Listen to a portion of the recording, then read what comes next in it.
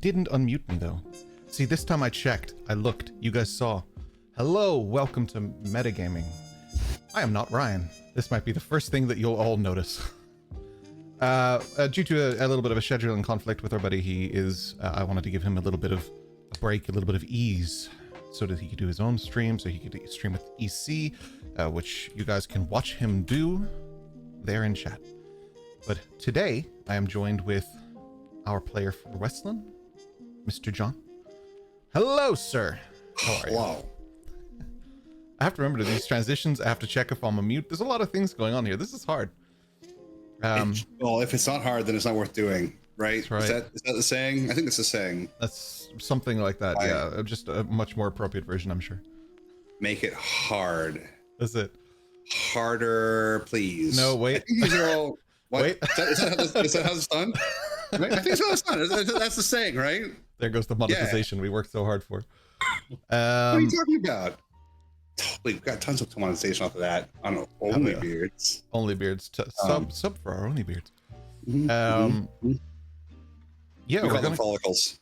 that's it. Yeah, we're going to go through some questions. I have some questions here. I have some questions from Rhino. And as always, if you want to ask questions, you can live in Twitch chat. It's one of the benefits of joining us live, so please do it. But those on YouTube, hopefully you get your questions answered. If you don't, perhaps we'll do another one of these in the future, so keep an eye out. John, tell us about yourself. Tell us about your background. Who are you, man? Oh, well, I am a visitor from a far distant place, far distant land. I have come here from thousands of freedom units to Ireland, and I've been here for 6 years now. I came out here for work, and they still keep paying me, so I'm still here. And I'm quite pleased to have come across the small hidden corner of nerds in Ireland. Surprisingly difficult to find. You guys all hole up on the internet, which is a little different than what I'm used to. But you know, it's rural Ireland here, so it's it's like a desert. It's like a nerd desert. Is that how it works? Yeah, A nerd it desert? is. Yeah, it's weird. Yeah, it's a nerd desert. I mean, I'll take it. That's a good description. There's a lot of nerds here in Ireland, which is a great thing. Well, there are a lot of nerds in Ireland. They're just in Galway, you know, which is the other side of the country, you know, or they have a whole place like called Dungeons and Donuts. I mean, like that's when you know a town and has the nerds. Yeah, that's a good reason to visit Galway. I mean, if you didn't have any other reason of the millions of reasons, that is a good one. It's true. It's true. And the donut's pretty good. And the owners are great crack. Big love to them. Shout out to our sponsors today. Wait a minute. Not sponsors, but Dungeons and Donuts. Go visit them. What? Check them out and go. Are you sure? I just If assigned they them want to be Visa. sponsors, they can contact us at contact@flyingorc.com, and we'll happily look at that for them. But for the moment, Bam, done. Not yet. Get on it, Keen. Get on it. Yeah, where's our social guy? Get on it. Yeah, make it happen. How did you first get into D&D? Long ago, in the before times, at the edge of the satanic panic in the Bible Belt, United States of America, I was super into games, but I was introduced to gaming and the kind of the wide world of role-play games, tabletop role-playing games, and the various permutations therein by an elder in the church. I'm trying to remember exactly what sparked that interaction. I think it was my parents were concerned I was interested in the New Age movement or something, or I like crystals. I don't know. So they got me connected with this guy because he had a long history of being in black magic, and we used to be a Catholic, and oh my God, well that's bad, right? When you said church, I was like, literal or figurative? The church, the church, as you can tell, I'm the product of growing up in the church. Nice. Son of a preacher man. Yeah. No fear that song's about me. Yeah, that's right. If you didn't watch this interview, you wouldn't know that the things you learned. Yeah, so going to his place, he introduced me to all sorts of crazy stuff. Opened my whole world up to crazy games. And I think around 1996, I met some people through the theater group. The people who wore black in the corner of the lunchroom. Yeah. Staring off into space and being kind of like horny, I guess. And they asked if I wanted to play, this game called Dungeons and Dragons. I was like, yeah, that sounds great. Oh, yeah. I played second edition Dungeons and Dragons. Oh, old school. Nice. Yeah, in my buddy's basement. And was it a campaign or was it a homebrew? it was a homebrew. I'm trying to think back now on this game. Don ran a villain that I think was directly pulled from heavy metal. I think it was an orb that we were trying to thwart or something. We ran to epic levels. We're up to 16th, 17th level by the end of the campaign, which for a second edition game is pretty good. So you're traveling the planes. Your first campaign was Brutal Legend, basically. Yeah, Nice. I would say Brutal Legend. Yeah. Hell yeah. It was great crack. So that's really kind of what got me into it. Was the church trying to undevil me or to de-devil me, and then I got deviled. Perfect. And now you run them. Now Yeah. you just sit in campaigns and you're like, Asmodeus, do this for me. Yeah. And man, the devil really comes to my aid every single time I cast a 9th level spell. It's Heck yeah. I mean, listen. me and the devil. We go a long way back. Me and the devil. Yeah. You've not heard the song "Me and the Devil"? I have heard the song, and it's just running through my mind. What was do you know your first character from back then? Do you remember? Yes. How it all started? Yes. Yeah, his name was Aok. Oh. He was a druid, which is my favorite class. I've been playing druids since 1996. Druids first. Druids, rogues, wizards, and then clerics. That's kind of like my go-to spread there. Nice. It's a good spread though. Yeah, like was a druid. Yeah, when you were setting up for Wandering Isles, you had a few things in mind, and you were like, "Well, I've already played this 5,000 times, so maybe I'll try this or do this." And yeah, it was nice. It's you have a lot of experience with those races, right? Or with those classes. Been around. Yeah. I've been around. I'm slowly going out of my Gonzo phase. I think trying to get more serious again. Nice. Or maybe I'll just go more Gonzo again. Sometimes you need to be a sentient ham sandwich that moves itself around through its own mind powers. It's a classic, but it's a lot of fun. Have you ever played a ham sandwich? I can't say that I have. I don't even eat ham, so I can't even say that I've really eaten them. Have you ever played a lettuce sandwich? I'll narrow this down and say I've never played a sandwich at all, but if you have experience in such matters, I would love to hear about it. Teach me. You gotta play a sandwich. Yeah, you guys. Any specific sentient sandwich? Yeah, any sandwich. Whatever sandwich you want to be. Or you could, your patron is a sandwich. Playing a warlock, your sandwich patron. This feels awful close to the flying spaghetti monster. In his noodly appendages, do we rest our marinara? Hell yeah, I'm in. It's true. I'm game. That's true. Yeah. Should I start? Should I be doing sandwich-based questions or D&D-based questions from here? I'm not sure. I'll take both. Both? What's your favorite D&D sandwich? And it's pastrami on rye. I'll go called the one. halfling. God damn it! I'll go further than that. What's Westland's favorite sandwich? That's a great question. It's probably roast chicken. Roast chicken on rye. Gee, I wonder where chicken got his farm name cheese. I know. What? Well, no, chicken got his name from stealing chicken, and stealing is bad, and you should always pay for your sandwich. Sure. This is the way. But yeah, roast chicken on rye, on a marbled rye with fresh farm onions and some kind of young farm cheese, some kind of soft cheese like a brie or something. So he's a hipster. Got it. Yeah, He's a hipster. Well, I mean, listen, hipsters actually have colonized Weslin's food. All right, listen, he's the OG farm to table guy. Hell yeah. OG. That's right. So obviously, like, you have a lot of experience and stuff like that. You were one of, like, well, everyone did, but you applied to the Wandering Isles. So for you, what was it that drew you into, like, what brought you to that? You have a lot of D&D on your table, let's say. Well, I mean, I wanted to play a long campaign with Rhino.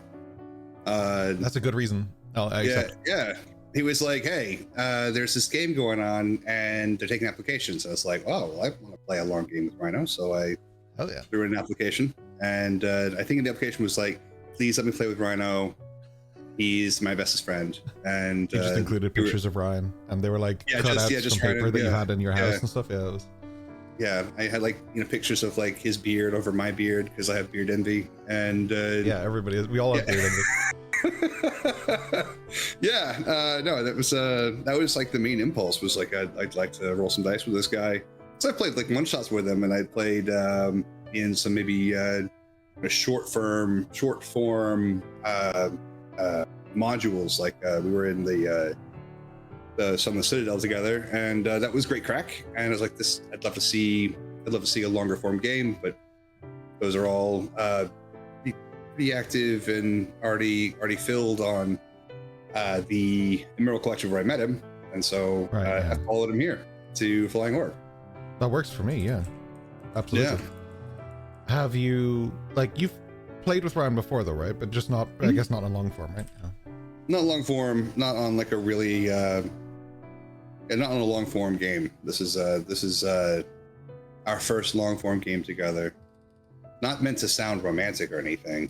Just being like, coming across very, you've got the vibe. Getting a little romantical here, but no, like it's a good group of people, and after our one shot, and then doing the one shot up in the upper parts of the country, I was like, yeah, I think that these guys will be a fun group of lads to make an imaginary things happen and punch dragons in the face and make Ken sweat. This sounds good. This is gonna work well.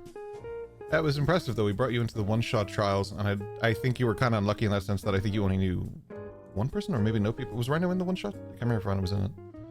I don't even remember. We did a bunch of the trials, and I know for you that it was like mostly people that you didn't really know. So, but you performed like top. It was awesome. Like, that was really thank you. Cool. I was an Adventure League DM for several years, so I'm well used to playing with strangers. Broke free of the forever DM curse. You did. Oh my goodness. Yeah. I've actually been quite lucky as a player. I've always had like my staple games that I run, and I enjoy being a DM. I enjoy making people cry. But it's always good to be able to play as well. I have been very lucky in most of the places I've lived in having games that I can participate as a player as well. And I think everywhere I've lived, I've been able to have a standard game and then have a game that I play as just a player with no obligations besides showing up with the Cheetos and the Mountain Dew, Yeah, it's nice. Like, no obligation is gaming. It's good gaming. You run a campaign as well. You've been doing for Tomb of Annihilation, right? We are currently in our second season. We are finally in the Tomb of the Nine Gods, a Sarax playpen, as it were. And they are already proving to be totally inept and eager to die. Like, eager to just give up in this thing. Get out. Oh, man. But yeah, this is our second campaign. Run a group called Dungeons and Distillers. It's a bunch of distillers from around the United States. We got together during the pandemic as a means to kind of keep each other sane a little bit and to give ourselves something to do. And through that, we formed a really tight-knit group of people. Got a little bit of, from what I understand, a little bit of notoriety in the craft sector people have Yeah, people have heard of us. Yeah, they approach some of our people at the local conferences, and they're like, "Hey, so one shots." I'm like, "Listen, I'm only one man." So I'm I'll also do 30 in one day. I'll do 30. Yeah. Well, no, like I'm in a different time zone, so like you guys sort it out. Something better than like some 9 a.m. D&D, right? So they should be able to get up early and just. They play at 9 a.m. It's every other Sunday. It's 5 p.m. here. It's 9 a.m. in the East Coast. It's at 9. No, it's 9 a.m. on the Pacific Coast.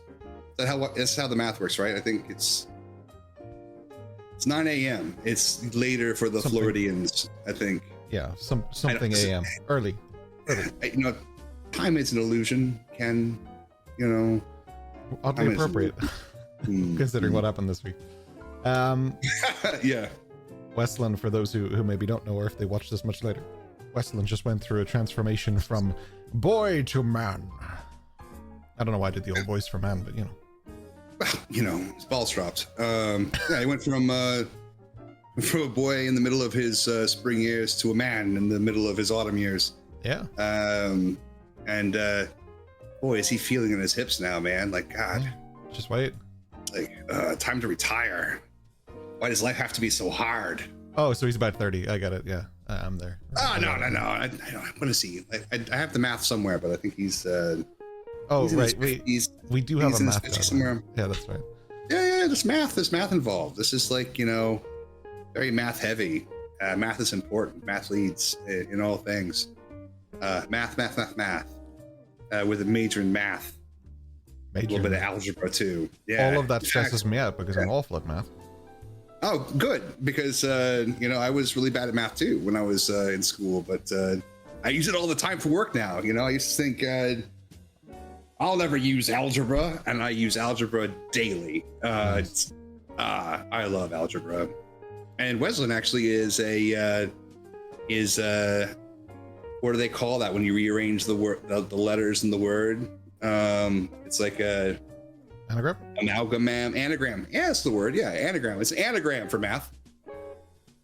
Just have to look at it hard enough, and you'll get it. Just flip some of the letters around and throw some of them away and replace them with other letters. But we're there. Yeah, exactly, and it will read math.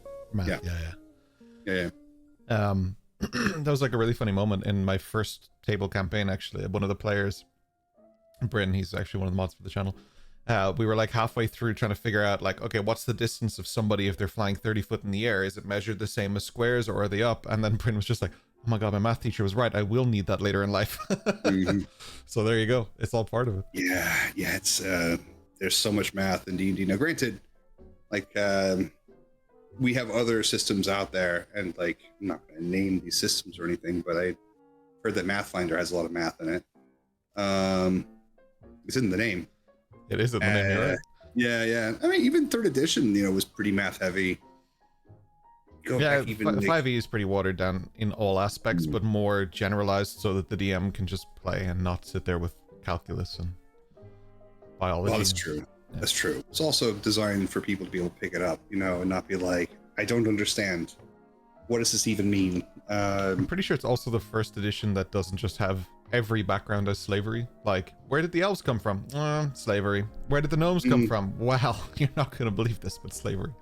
Yeah. I mean, that's a whole space. That's a whole topic. I think that there's been a lot of really beautiful kind of evolution in D&D, becoming more accessible. Oh yeah. Becoming more it's easy to get into, right?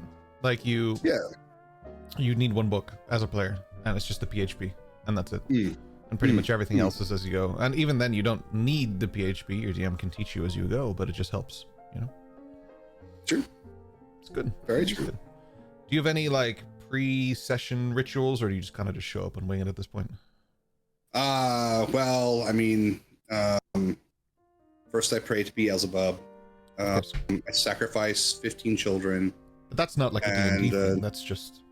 Oh, no, that's like, every day, when I first played D&D 2nd edition, I did have to sign that contract with my soul and everything. Right, Oh, you have a patron. Sure. Nice. Oh, I mean, like every D&D player has a patron.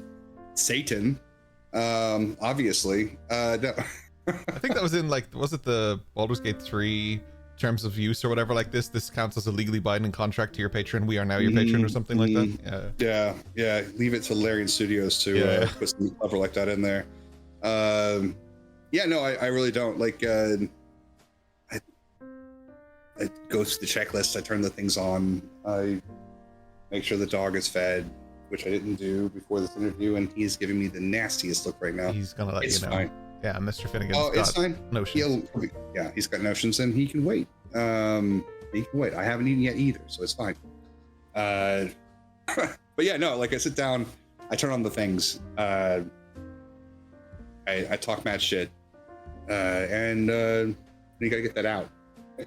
Yeah, we were sitting here for like 30 minutes before the interview, and we were just having a Q&A, and I was like, we need to save this. That shit would get us demonetized, Ken. Yes, that's true. We'll be off the internet very quickly. Yeah. Wouldn't you like to know what we were talking about, internet? Wouldn't you like to know? Find out next time on onlybeards.com. Is this where we'll put it up on Patreon or something? Yeah, why not? Yeah, we'll talk mad dirty about that that ooze creature that we're talking about, right? Right, yeah. And the fact that Westland's a CIA agent. Don't give the spoilers about the death robots. There are death robots involved. I don't even know why I jumped to CIA. There's an actual in-game faction I could have used, but okay, we're CIA then, that's fine. Yeah, the CIA. Critters informing acorns. Perfect. It's just high-pitched squirrels and all sorts of things. You don't know what squirrels are all about. Like, birds aren't real. And we all also know that squirrels are miniaturized CIA agents who have given their bodies to the government. And they have been turned into squirrels through the use of old Soviet technology. It's true. Nice. Look it up. Do your research. I'm doing it, man. What do you think I'm doing? Yeah. Like I have like 3 monitors here for research on exclusively these topics. Good. I mean, it's very important that the truth get out there. The truth is out there. Oh, that's someone else's catchphrase. We can't use it. Are you sure? I'm pretty sure it's taken. The truth is somewhere. The truth is nearby. The truth might be known. Might be knowable. There's truth in a vicinity. I want to know the truth. You've got it. I will tell you the truth. Yeah. How do you? So Westland is like, we had a cool reveal in like session 3 or something that Westland actually speaks totally normal, and that was dope. But he speaks very monosyllabically, kind of. Do you find that difficult when the guys are just shooting shit, like they're just talking, and then you sort of have to? Do you have to like think about it before you speak, or is it easy for you? Yeah. So Westland's speech pattern is based off of the game Poetry for Neanderthals, in which you can get bonked by an inflatable bat or trying to describe a thing, but not speaking in single syllable words. For instance, if you wanted to talk about Spain, but something even more like Matador, right? You wouldn't be able to say Matador, obviously. You couldn't say Spanish, but you could say Spain. So the man who has a red cape in the dirt with boy cow, and he flings cape left to right, like Matador, you should guess Matador. So it's a way to slow down the speech. It's a way to force more unusual ways of speaking without having to go into a silly accent, which I enjoy doing, but they're not always very consistent. They can go wildly all over the place, so I just don't. But wanted to reflect a disconnect in the way he communicates using the everyday speak, or using the common language. Yeah, so like everyday is common in this world, and with everyday it's interesting because it's nice, like it's taken for granted in D&D that common is the main language, and then that's also somehow the primary language, but it doesn't have to be everybody's primary. So it's really cool. It was a really cool take. Like that wasn't something that I particularly knew was coming, and that was fun to watch develop. But then the second, I think it was Madriana, started speaking to you in Wildspeak, that was just suddenly like a switch of, oh yes, and it, like, you could feel the relief, and that was a really cool moment. I really enjoyed that. Yeah, I do think that they actually share a second language, because I've also gone ahead and renamed your languages. Perfect. Based on what they would have named. Okay. Yeah, renamed your rename based on what they would have called the languages in the native tongue. Yeah. That was, so yeah. Madriana did speak to Weslin in Eleversal, which is the remake of Primordial, but he calls it Thrum. So they do speak Thrum together. But she's just now speaking with him in Verdathiel, which is fine because that Wildspeak is fine. Yeah. The remake for Sylvan, I think, is the tongue. Could be something like that, yeah. In his native tongue, which is Thicket tongue in the world. I thought you meant for his Thicket tongue is his native tongue, which he refers to as the Uran. Oh, nice. Okay. Yeah, but he has quite a few languages. Yeah, I think there was just a little, like, everyone made their characters. I keep commenting on this, but it's just so amazing to me because I've never seen it before in D&D, where you guys are so diversified. Like, everybody is different, which is really cool. 3 of us are from the same island, though. You know, you think that we'd have a chat about, like, you know, next time on Abaddon. Abaddon is the city. It's Boris. I know Boris. Boris. Jesus, I know this. It's in the notes, but I just was drawing a blank there. It's not Abaddon, it's Boris. Abaddon is the port city. It's the port city that you're. Yeah. Yes. That's. Is there? I haven't seen a map specifically of the area. Not that Weston would have access to this, but I am curious as to where the other 2 locations where Eos and Hatsu come from, in relation to Abaddon. Yeah, there is a map in game. We just haven't discussed it yet, but it is actually there. And I've created a fog of world. That means that only the people who've been to those locations can actually see their location on the map. It means that the stream can see everybody, but you guys can't. So it's a little bit of just immersion. But what it will allow me to do then is, if someone goes, oh, this is where I'm from, I'll put the name up on the map for you guys so you know where it is. Can we have Indiana Jones style dashes as we move around? And by dashes, I mean Dash's face. Yeah, absolutely. We will take his face from him and we will use it. Yeah. He doesn't need it. It's okay. No, clearly not. He's not using it correctly anyway. He should be using it to, like, get close and hot and steamy with that lady friend of his. I can't talk about it. It's spoilers. How do we know they're not related? Game of Thrones rules. I created this world. I know there's no Game of Thrones rules. There's only Fade to Black rules, and we didn't fade to black, so we're good.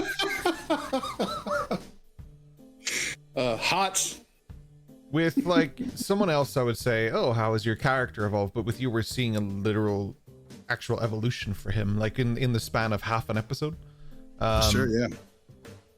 Is this, without going too much into spoilers, is this going to impact how you play him going forward? Is there like is it a different mindset now when you play him because he's suddenly older, like, presumably? It was a rather rapid. It's a pretty big growth spurt, yeah, like 7 minutes or something. Yeah. I originally thought that he would, like, burst out of his own skin like a cicada. I thought that'd be a little bit too graphic. Yeah, magic's good. You're good. A wizard did it. It's fine. Yeah. Wizard. No, I thought that'd be kind of fun. Like, you know, suddenly, like, the whole boy just explodes, you know. But someone already got naked on the episode, so I was like, I can't. Yeah, your moment was taken from you, Barishan. Yeah, it's taken. God damn it. Yeah, it's fine. I'll find another way to get naked on stream. Yeah, no, it was a rapid growth. Keep watching. Yeah, next time, episode 15, Weslin Bears All. Yeah, no, it was a rapid age, and I mean, he's already got a lot of stuff that he is trying to understand and make work. I'm certain that there will be more influence of the age on him, as he settles into his skin a bit. I mean, like, there was already, some talk about harvest and sharing food and feasting, so there is some reference to that a little bit. Yeah. Those impulses that he has in that space are there.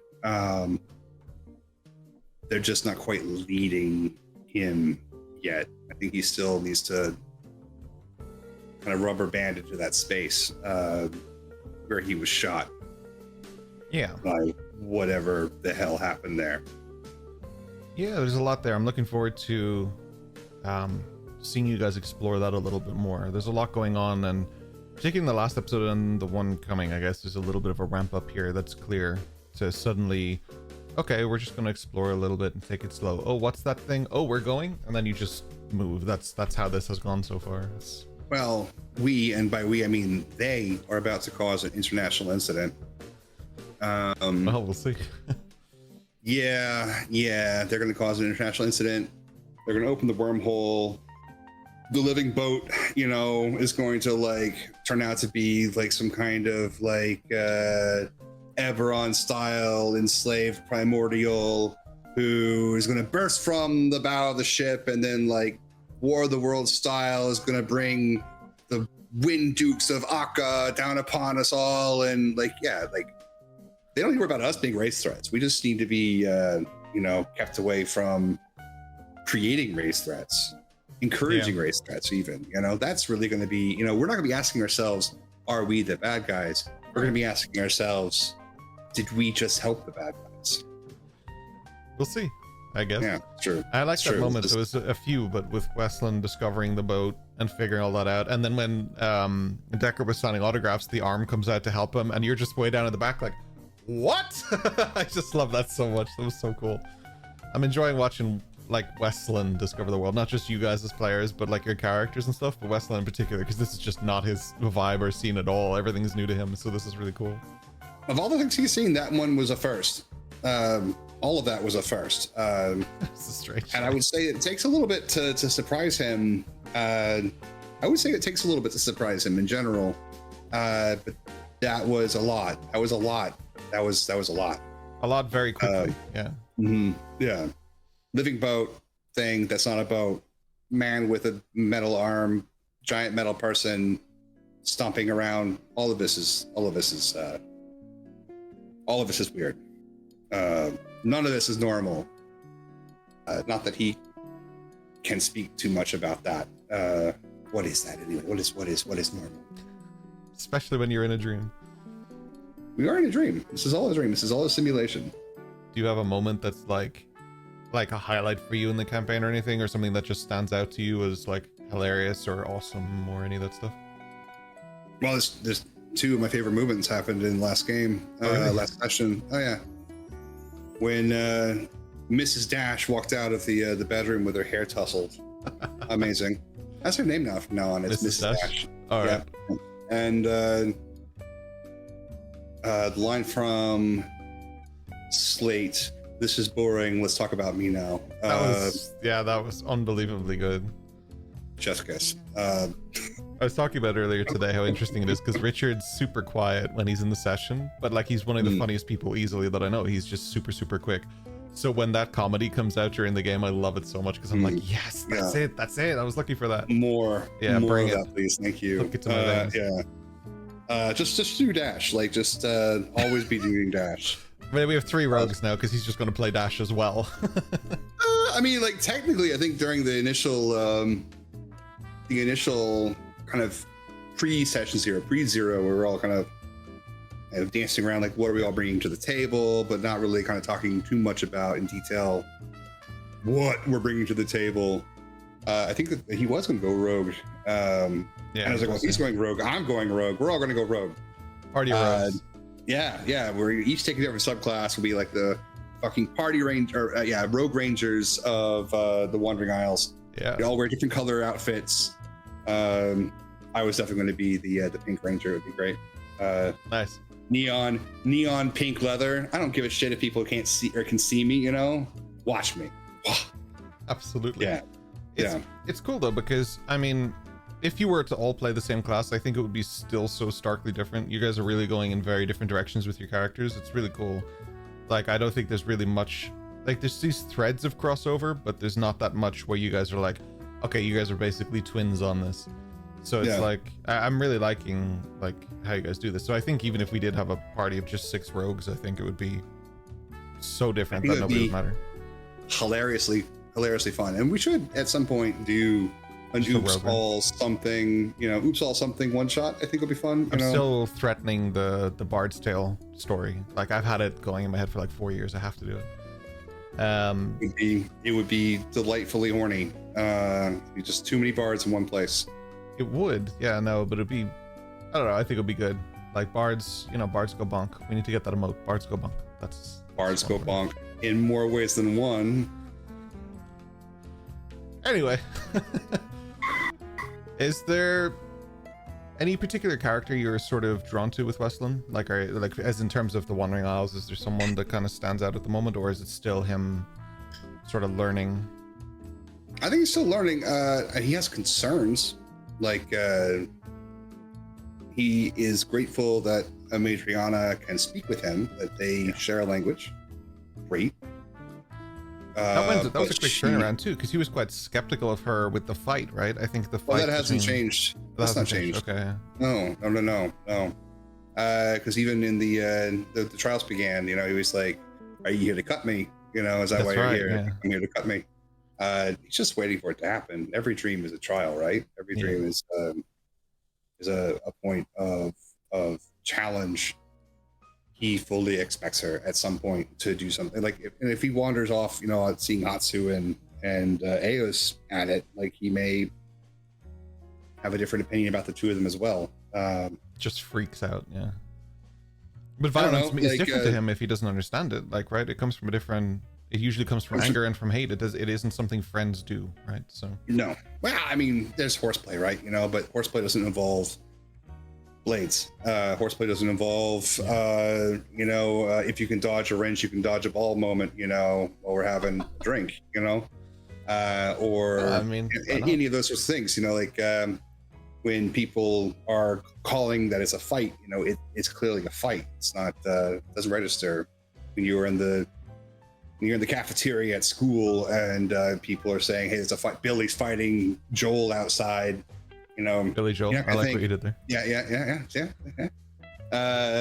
No, Billy's fighting Joel outside. Like, a few people are gonna be thinking they're like having a karate spar. Like they're fucking fighting. These are the words that are used.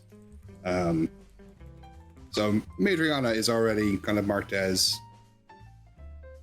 violent and chaotic, unpredictable. Dash is a thief, and he has no reason to take anything, as he's admitted. He doesn't want any of the things or need any of the things. Has refused things despite saying he needs things. So Dash is a thief and a liar. Slate is sickly and needs more medicine. Yeah. Hatsu needs more medicine. Yeah, clearly. And he should hopefully take the medicine they gave him. It would make him feel better. Hatsu, he is neutral on Hatsu, and he's not really interacted with Hatsu, so he's neutral. Eos, he is neutral with because he has interacted with Eos. And funny enough, they're all from the same island, so... Yeah, it'll be interesting, I think, when that develops, though. Like... Yeah. But yeah, the other two non-Arboris dwellers, non-locals, yeah, sus. These behaviors are not becoming of a well-balanced society, of harmonious living in your village. Well, I have one or two more questions, and then I'm going to jump to questions from chat because I have a few that I've been saving here from people. Sure. So the first one, I suppose, being just while we're on the topic of Wes, do you have any thoughts or hopes for his kind of future as of now in the campaign, without going too many spoilers or anything? But well, I'm hoping that he doesn't destroy the world. Sorry, I can't promise you that. Yeah, that's true. That's true. It's death robots, right? It's the death robots that was written to. Yeah. You know, I knew I should not have included those. He saw the living boat once and was like, I can make that, you know. I can make that happen. Yeah. And then he like draws the sun into it, and it's a whole thing. Little sponges of darkness. I mean, I'm hoping that he finds answers and balance, and it's all the things he wants, which at the moment is just going home, because this place is strange and full of weird people. I like that moment. That was a really sensitive moment. I want to go home. I want to see the sheep. That was like a nice, like there was a lot explained in one sentence, and I like that. That was a really cool touch. Yeah. What's the balance in like revealing or playing out those cards? There's a lot happening all at once, and I was like, okay, well, here's a good spot to throw out some stuff, despite the fact that he is still a bit confusing, which is good because That's okay though. what dream isn't confusing?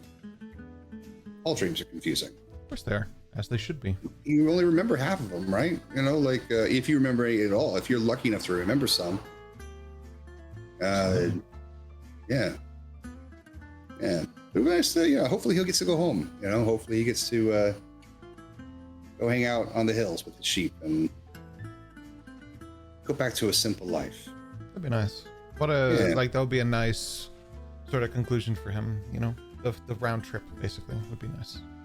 Yeah, but he actually destroys the world. You know, like won't be any world left. You know, he'll just have to like go somewhere else. Like, well, as we said at the beginning, time is relative. Everything's a dream. You know. That's true. That's true. Once he wakes up, we'll be fine. Once he wakes up, it's fine. It's fine. Well, everything will be fine. It's all okay. In terms of questions from myself and for this, from the official questions, with your sort of like you have a just your wealth of knowledge and information, we could probably have a 10-hour interview and talk about the backstories and everything of all the stuff you've done with D&D. Do you have any advice for people who maybe are just starting or joining a D&D campaign for the first time, or is there something in that realm that you would like to talk about? Just do it, you know. Just do it, man. No, like honestly, like I think there's a lot of hand-wringing and uncertainty when you're getting into these sorts of activities. Yeah. Fear of doing it wrong, fear of not knowing the rules. You know, it all comes down to, you know, are you having fun? Are you all telling a story together? Right. Is there enough, you know, Cheetos on the table? Like, that's just do it, man. You know, don't worry about how other people do it. Don't worry about what you've seen on the internet by famous celebrities who have long hair and are beautiful and do amazing DMing. Literally perfect human beings. Yep. Yeah, literally perfect human beings. Timmy Matt Mercer, and your fantastic voices. Yeah, like just do it. Have a good time. You know, roll the dice, tell some stories, eat some Cheetos. In my case, have a beer. You know, and spend time with your friends. You know, talking about dragons and making silly voices and punching that goblin who's super sus in the face and committing war crimes. Like these are all like just great funs to do, you know, on a Saturday evening with you'll know with your friends. Exactly, and you'll know you've made it when you hit that point where you regret going, yes, I'm the goblin, and realizing you have to do that voice for the next 5,000 sessions, and it's like, yeah. That's what we're looking for. Oh yeah, I did that once. Oh, did you? No shit. Oh, it was as a player in Tomb of Annihilation. I was playing Turd, the wild magic sorcerer goblin, and of course. not going to do it. I'm not going to subject you to the voice, but I'm on the edge of my seat. it was played in a kind of an open room comic store, you know, where you go and play in like the back, games. yeah. And so there are people playing Magic and people playing, you know, their own D&D games, and there I am hunched over the table with this just grating goblin voice. He's also like super stupid, and like just the shit that came out of my mouth in public was deeply embarrassing. And he survived the campaign, and God bless you, turd. May you rule supreme over the goblin tribes, the Batiri goblin tribes. Yeah. May you wear the biggest mask of all of them. I don't know if it helps at all, but chat is begging at the moment to hear the goblin voice. Sorry, I can't. All right, okay. I won't. I can't. Like people's ears would bleed. I'm afraid. It's also been a little while ago, but for Patreon, I will definitely do the goblin voice. Come join us on onlybeards.com. Get this man on our social team. Yeah, that's right. Yeah. All right, I'm gonna jump to the questions from chat. We've got two from Rhino. One was a preset question because he was meant to do the interview, and he was like, ask these questions to John, and I was like, I will pick one of them to ask because the others we actually did go through anyway. The first of his questions was, why is John so sexy, and when is he getting a boom so we can hear his sexy tones? I was gonna say, like, you know, like Rhino's question was gonna be, why is Rhino so sexy, or why do I think he's so sexy? Oh man, like what a table flip on that. Why am I so sexy? Well, it's because I get to bask in Rhino's glory at least 1 to 2 times a week. You're getting like just beard runoff. You guys both just it's just like the beardiation that comes off of both of us through the screen. You know, it's like it exfoliates the skin and you know, just kind of tickles the rhombus inside my spirit, you know. And social I should get a boom. If you're in chat, can we get beardiation.com, please? For beardiation.com. Yeah. We'll need it. And yeah, I do need to get a boom. Like, I also need to get lights, and I need to get like a proper gaming table, and there's a lot of things I need to do. As amazing as my living room couch is, I like it. It's a good setup. You know, like it feels like I'm playing at home, right? Exactly. It's a home game. Exactly. It's a home game that's streamed online to tens of people. Yeah, to tens of people. Remember, kids, you don't have to have a fancy set in LA to play D&D. No, but it helps. It does, man. It's really fucking sexy. It's a really good set. Kian asks, what kind of bear are you? I don't know if that was in relation to something we were talking about, or if he's just very curious. I mean, is he talking like in terms of D&D, or is he talking in terms of like, you know, if I went to like a leather bar in San Francisco, like what kind of bear do I qualify as that? Or what kind of like spirit bear am I inside? Like, because there's many different definitions of bear, right? Why do we have to choose? All of the bears, really? I don't know, like, so I lived in Alaska for 10 years, and so I dealt with a lot of bears, like physical bears, like, you know, like the big furry smelly animals that like fish, right? So you're sitting there just like basking with like a can of unbranded cola in your hand? Is that well, no. So this is Pepsi Max, but other colas are available. Other colas are available. I also like Dr. Pepper. Bringing in them sponsorship ducats. That's right, dude. I'm working hard, man. We got Dungeons and Donuts, Mrs. Dash. We're gonna bring in all the monies. Come on, let's go. Let's make a deal. I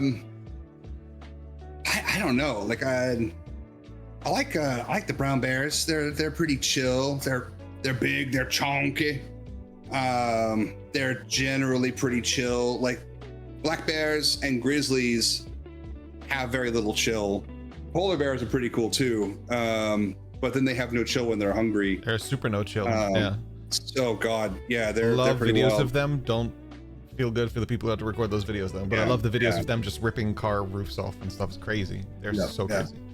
But I think like if I had a favorite bear right now, so I don't know if you guys know like of like bear of the year, but like there is a thing, you know, bear of the year, like the best bear from all of the year's internet. That feels like a website that'll get conflicting results.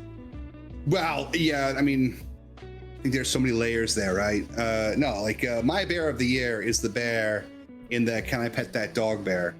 And if I could be any bear, I would be that bear. Pet that dog. Yeah, I'd like to be that bear. Might be one of the most famous bears. I mean, we're not talking like Winnie the Pooh or anything, but like, it's a pretty famous bear. Yeah, yeah. And if I were a bear in San Francisco, I'd be a daddy bear. Yeah, I know, right? Look at this. I like this. We actually have actual D&D questions as well. Oh, sure, yeah, go on. One from Rory when he says, how did it feel for Wes when Eos hugged him after his trial? This might be spoiler territory, but we'll go with it. It is the first time I think that he got a hug from the alchemist in Oh yeah, Abaddon. she did. She quite liked you. Yeah. Second time he has had a hug in 2 weeks, a week and a half, something like that. But he is super touch starved. But I think that he was at such a threshold of overstimulation at that point that like it was like almost a mechanical response to the hug. As he's failed, what does that mean? He's old now. What does that mean? And everything hurts. And what does that mean? This is a weird dream. The weirdest one that he's had, I think, is what he said at the stage. This is the strangest dream. And it's also super unlike her. So he's not really sure if this is also a test or he's not really even there interactive. Like, I don't think they've even shared a whole lot of words between Wes and Eos. Eos and Hatsu are the two that he's not really shared a lot of words with. So I would say that's fair. I probably don't think Eos has shared too many words in general. So this is like a big moment, and her perspective too. Like that was a big thing. Yeah, that was like not an olive branch, but it was like a reaching out, I guess, which was nice. She felt like he probably needs it. He's scared. He's worried. He's concerned. There's a lot going on in 2 seconds, and she just brought the calm. Yeah. Or she's trying to steal his magic. Yeah, absolutely. I see you, Eos. I see you. We got a question from Jay asking, "What's your favorite race to play?" I've played a lot of goblins. My man. Yeah. Goblins and kobolds, those are my thing. God, they're so good. It gives you a lot of license to just kind of let loose and not really worry too much about like structure. You can play your chaos gremlin to your heart's content. They have some good mechanical features to them. And I'm speaking purely in 5th edition terms, right? In 3rd edition, when you got what was the name of the book? You could play a Rakshasa. And I really like playing Rakshasa. Oh. Yeah. Rakshasa is cool though. That'd be a good, they like for 5. Well, I mean, narratively it'd be very cool because Rakshasa have really unique abilities, but I think they're also very strong in 5e. I mean, they're always strong, but yeah. They're nothing like they were in older editions. They have been hit with the bonk stick. I love Rakshasa. They're one of my favorite monsters in the D&D universe. So I've enjoyed playing Rakshasa. Played a lot of wood elves. Weird. Somebody likes to play druids, right? And a metric shit ton of gnomes.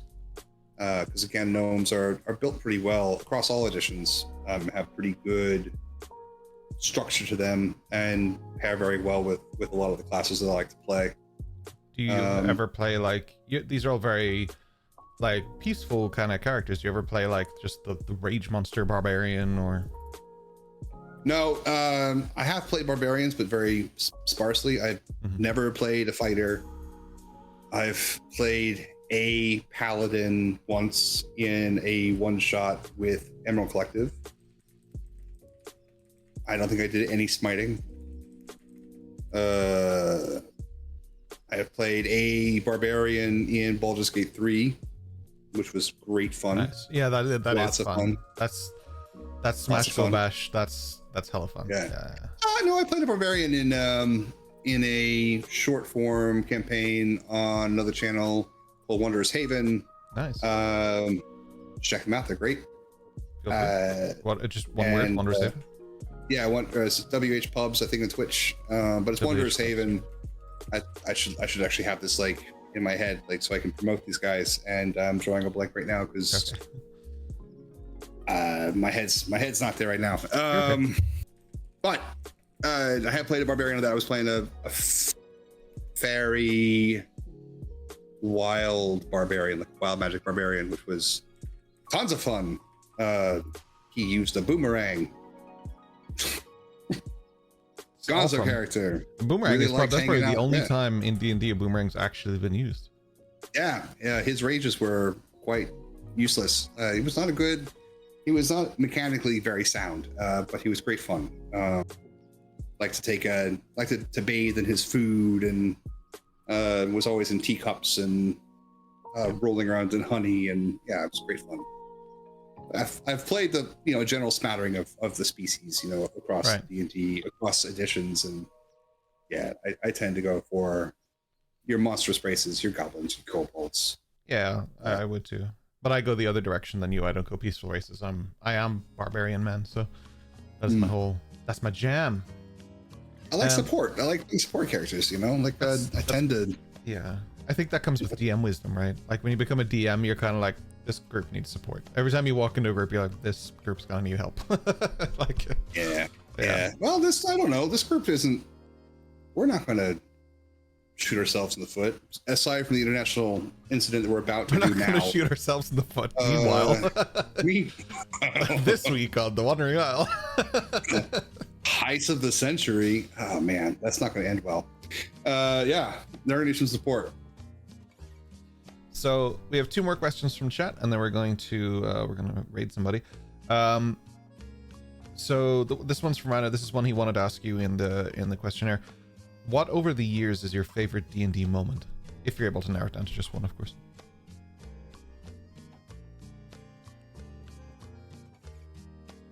I wouldn't even. I've been playing D&D for a long time, and I've seen a lot of crazy shit. That's the best tagline. If you want to actually bring that back to why you should play D&D and what to do if you're starting, you're going to see some crazy shit. That's the reason to play D&D. See some crazy shit. People do some crazy shit. It's often shit you'll never see again because it's not usually recorded or in this format. So you get to live it and experience it. It's wild.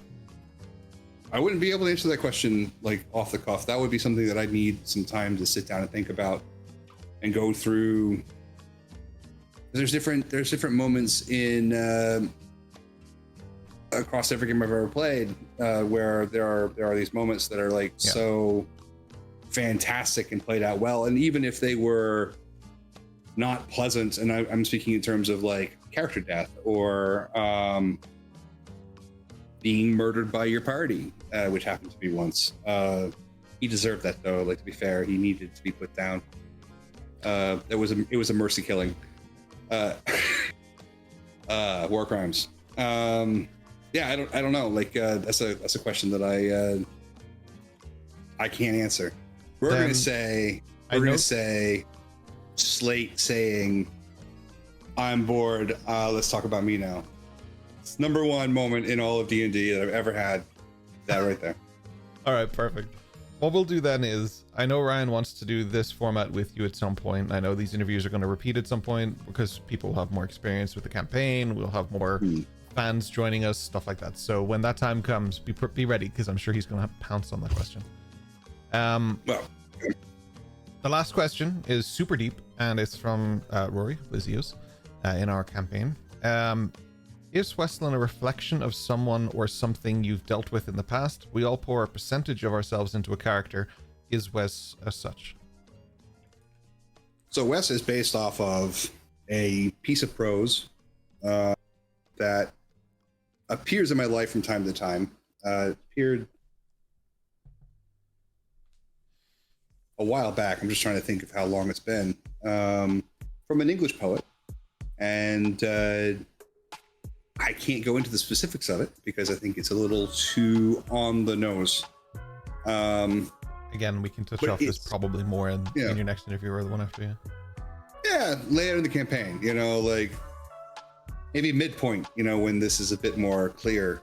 But it comes up every now and then. It's something that I think about a lot when it does cross my table. And I've listened to the poet read it. I've sent it off to people because I'm like, check this thing out. I love it. It's wonderful and weird. But he's also kind of tangentially, from that as like an anchor point based on a lot of music that I'm listening to currently. So a lot of music by Agnes Obel, for example, Danish artist who I am deeply in love with. She's wonderful. So there's a few songs there like Broken Sleep. I can speak of these because they're not direct, but like Broken Sleep and The Curse and Fuel to Fire are really good songs that on a kind of a feeling, a vibe sort of space is really kind of where he sits. The music video for M83's Wait. The song Galdur by Fawn is another kind of thing that's been like popping up on my playlist a lot recently.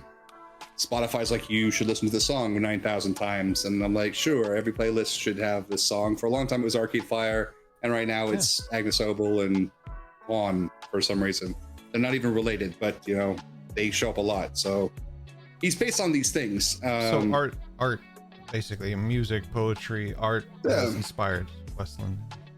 I would say so. Like on a personal level, like, is there anything in my personal life that feeds into Westland? I mean, sure. Like, I struggle with sleep sometimes. I deal with exhaustion sometimes, for sure. But and as a spicy person, because I'm neurospicy, I have issues with sometimes parsing together information that's in front of me. Trying to understand what just happened, what was just said, how these things are supposed to matter to me at the moment, so there's a little bit of that going on with Westland as well, for sure. But ultimately, he's firmly rooted in a piece of prose, which I can give the title to at another date. Absolutely. So you find. With Westland, you found him through that. Was that something you thought about for a while, or was that something that just came to you when you were making Westland? So I had a character proposal as part of the application process that I was going to play. Yeah, absolutely.